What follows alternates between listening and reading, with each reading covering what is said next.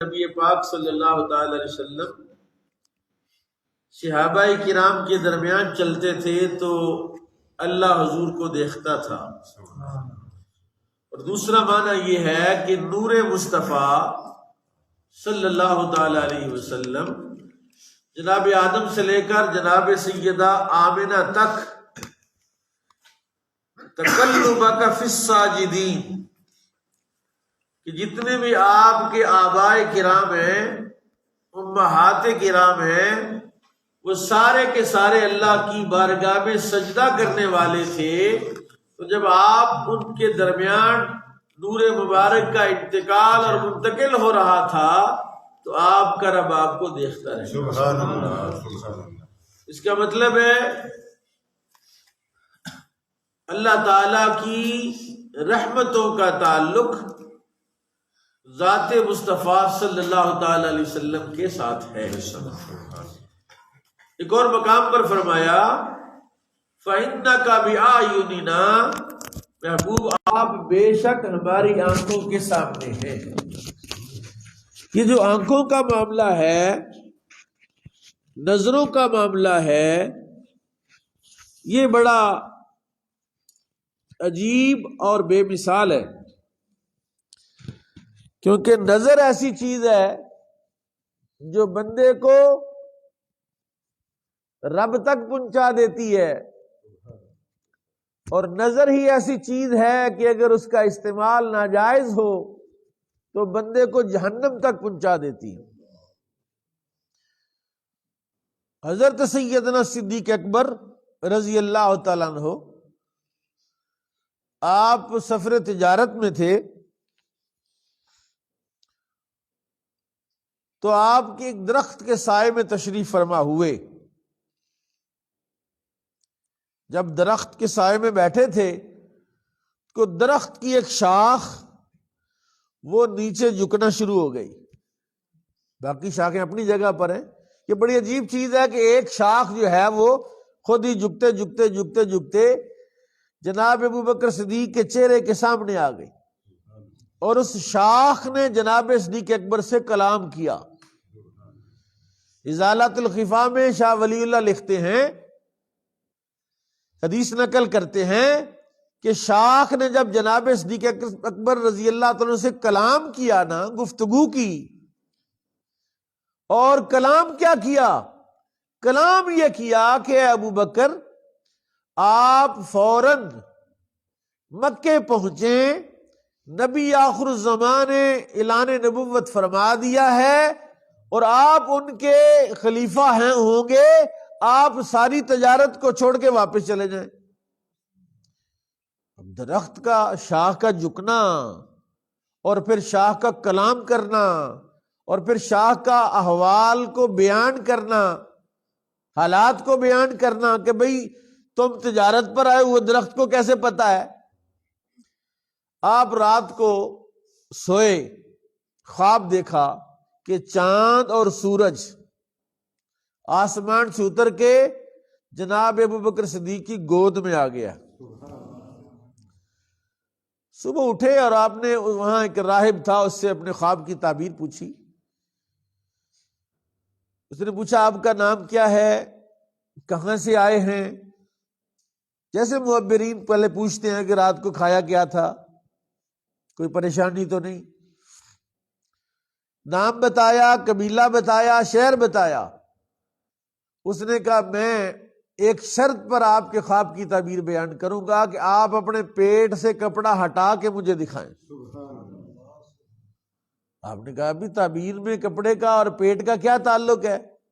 اس نے کہا میری معلومات کے مطابق جو میں نے پہلی آسمانی کتابوں کو پڑھا ہے، اس میں جس شخص کا نبی آخر الزمان کا یار غار ہونے کا اور خلیفہ ہونے کا کہ جو آثار اور علامات ہیں وہ ساری تیرے اندر ہیں، لیکن اس میں ایک علامت یہ ہے کہ ان کے پیٹ میں ناف سے دائیں طرف ایک نشان ہے، اگر وہ بھی ہوا تو تو کوئی عام بندہ نہیں ہے، تو خلیفہ بلا فصل ہے مصطفیٰ کریم علیہ الصلوۃ والسلام کے لیے۔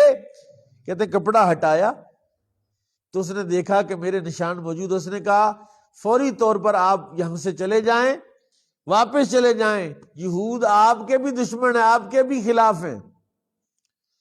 چنانچہ آپ جب مکہ شریف آئے تو اعلان ہو گیا ہوا تھا، نبوت کا اعلان ہو چکا تھا۔ آپ سیدھے رسول اللہ کی بارگاہ میں آئے اور آپ نے کوئی دلیل طلب نہیں کی، لیکن دل میں آیا کہ کوئی پوچھے گا تو میں کیا بتاؤں گا۔ میں نے پوچھا حضور بتائیے آپ کی نبوت کی دلیل کیا ہے؟ فرمایا وہ درخت کی گواہی کافی نہیں، تیرے خواب کی اس راہب کی تعبیر کافی نہیں ہے، کلمہ پڑھ لی۔ اور حضرت ابوبکر صدیق رضی اللہ تعالیٰ عنہ وہ ہستی ہے، وہ شخصیت ہے جنہوں نے بچپن سے لے کر آخری عمر تک نہ کبھی شراب پی، نہ کبھی کسی بت کو سجدہ کیا، بلکہ ہوا یہ تشریف لے آؤ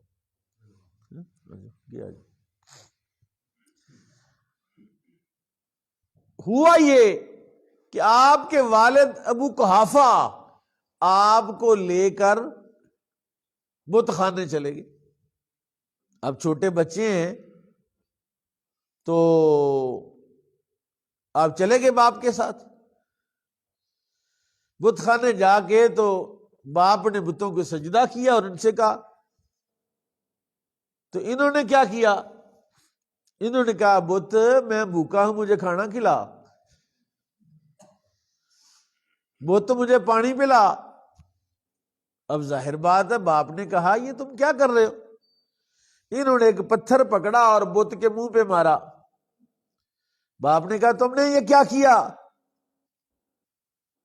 اور باپ نے تھپڑ مارا۔ روتے ہوئے گھر آئے اور آ کے اپنی ماں کی گود میں بیٹھ گئے۔ باپ واپس آیا، اپنی زوجہ کو بتایا اس نے یہ حرکت کیا وہاں بت خانے میں۔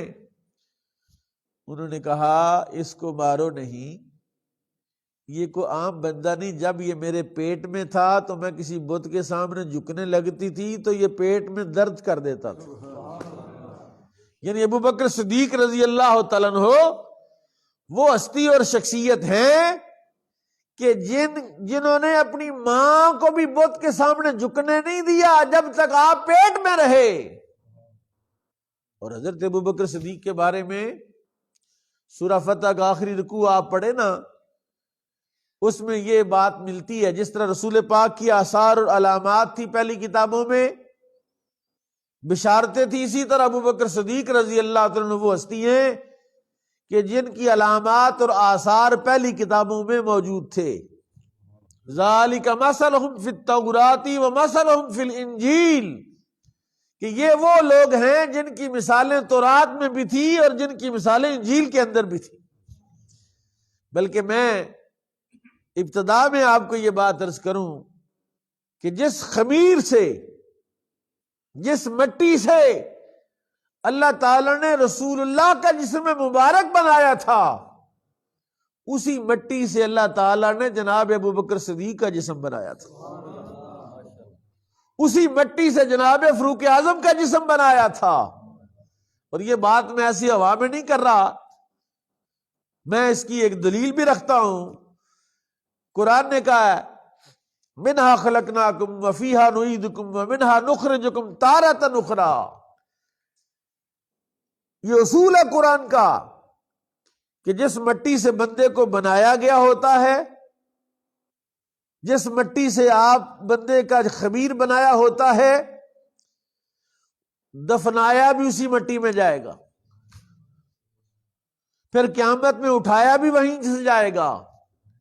اور گنبد خضرا شریف وہ پاک سرزمین ہے کہ جس کے اندر 3 مزارات ہیں، 3 قبور مبارکہ ہیں۔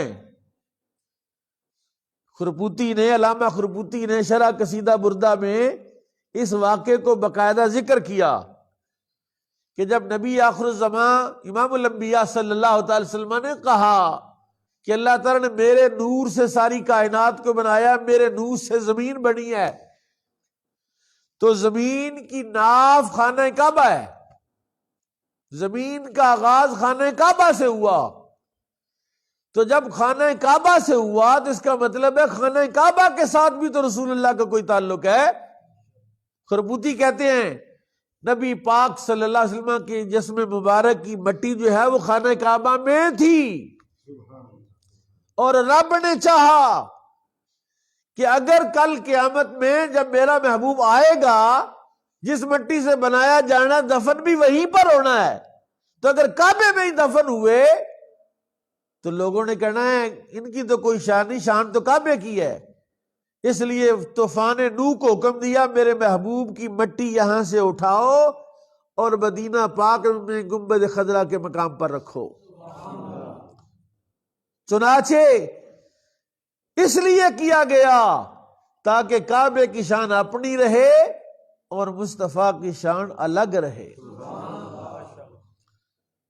حضرت ابوبکر صدیق کی وصیت آپ پڑھیں، آپ قریب المرگ تھے، فرمایا مجھے کفن پہنانا، میری قبر نہ بنانا، جنازہ پڑھ کے میری میت اٹھا کے نبی پاک کے روضے کے سامنے لے جانا، اگر اجازت ملے تو اندر داخل کرنا۔ لکھا ہے علماء نے، سیرت کی کتابوں میں لکھا ہے کہ حضرت ابوبکر صدیق کو جب جسم مبارک کو لے کر گئے، دروازے کے سامنے رکھا تو صحابہ نے عرض کی ابوبکر بباب یا رسول اللہ، یا رسول اللہ ابوبکر دروازے پر حاضر ہے۔ کہتے ہیں دروازہ بھی کھلا اور اندر سے آواز آئی ادخل الحبیب الی الحبیب، دوست کو دوست کی طرف داخل کر دو، ان الحبیب الی الحبیب مشتاق، کیونکہ دوست دوست کا مشتاق ہے، منتظر ہے۔ اور حضرت ابوبکر صدیق رضی اللہ تعالیٰ عنہ پتہ کون ہے؟ نبی پاک صلی اللہ تعالی علیہ وسلم نے ساری زندگی اپنے آپ سے ابوبکر کو کبھی جدا نہیں کیا۔ میں کہتا ہوں مکہ پاک میں کسی بندے کا مقرر کیا جانا نائب رسول بہت بڑی بات ہے۔ حضرت مولا علی کی بڑی شان ہے کہ رسول اللہ نے امانتیں جو ہیں وہ ان کے حوالے کر کے اپنے بستر پر لٹایا، اپنے بستر پر سلایا۔ امانتیں رسول اللہ کے پاس رکھی تھی، حضور نے وہ امانتیں حضرت مولا علی کے سپرد کی، کیونکہ وہ بھی امین ہیں۔ لیکن سوال یہ بنتا ہے کہ اپنے بستر پر لٹا کر پیارے آقا گئے کہاں ہیں؟ کہتے ہیں ساری کائنات در مصطفیٰ پر آتی ہے، حضور کس در پر جاتے ہیں؟ اس رات میں کہ جب آپ نے اکیلے سیغہ راز میں رکھ کر نکلنا تھا تو رسول پاک ابوبکر کے دروازے پر تھے۔ بلکہ میں آپ کو اگر یہ بات کہوں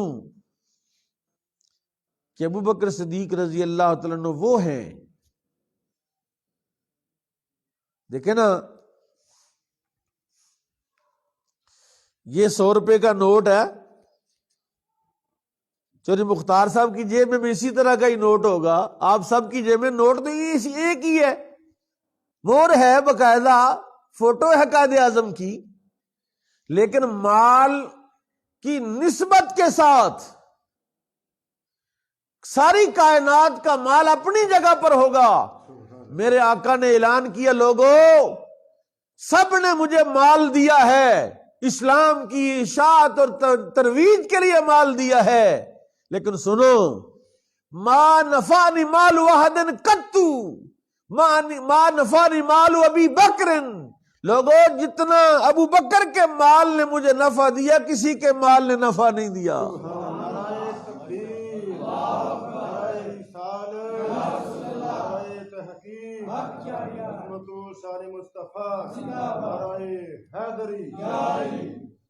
مال ابو بکر، مال عمر، مال عثمان غنی، اور یہاں سورہ نور کی ایک آیت ہے جس میں قسم کھائی حضرت ابوبکر صدیق نے، وَلَا يَأْتَلِ أُولِي الْفَضْلِ مِنْكُمْ وَالسَّعَةِ أَنْ يُؤْتُوا أُولِي الْقُرْبَى وَالْمَسَاكِينَ وَالْمُهَاجِرِينَ فِي سَبِيلِ اللَّهِ۔ مستح ابوبکر صدیق کے بانجے تھے، بہن کے بیٹے تھے، یتیم ہو گئے، اپنی بہن کو ام مستح کو اور